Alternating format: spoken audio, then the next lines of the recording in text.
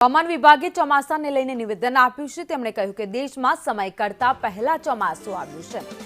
9 દિવસ પહેલા સમગ્ર દેશમાં ચોમાસું બેસી ગયું છે। સામાન્ય રીતે 8 જુલાઈ સુધી ચોમાસું પહોંચતું હોય છે, પરંતુ આ વખતે ચોમાસું વહેલું આવ્યું છે। 2020 બાદ પહેલીવાર ચોમાસું જલ્દી પહોંચ્યું છે। આ વર્ષે ચોમાસું 24 મે કેરળ પહોંચી ગયું। 2009 બાદ પહેલીવાર કેરળમાં જલ્દી ચોમાસું આવ્યું છે અને વરસાદ વરસવાની શરૂઆત થઈ છે।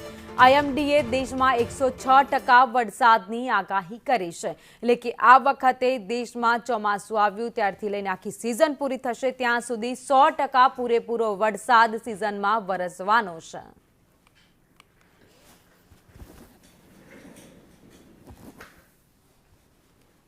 તો રાજ્યમાં ચોમાસાની શરૂઆત થઈ ગઈ છે। દેશમાં પણ આ વખતે ચોમાસું વહેલું બેઠું હોય તેવી વાત હવામાન વિભાગ દ્વારા આઈએમડી દ્વારા કરવામાં આવી છે કે 2009 બાદ આ પહેલી વાર છે જ્યારે ચોમાસું જલ્દી આવ્યું છે। 2009 પછી આ એવી સિઝન હશે જ્યારે 100%થી વધુ વરસાદ છે એ દેશમાં પડવાનો છે। જો કે કેરળમાં ચોમાસું આ વખતે મે મહિનામાં જ બેસી ગયું હતું। જો કે જૂન મહિનામાં ચોમાસાની શરૂઆત થતી હોય છે, પરંતુ આ વખતે ચોમાસું વહેલું આવ્યું હોવાની વાત આઈએમડી વિભાગ દ્વારા કરવામાં આવી છે। જો કે રાજ્યમાં પણ અત્યારે વરસાદી માહોલ જામ્યો છે, ધોધમાર વરસાદ પડી રહ્યો છે।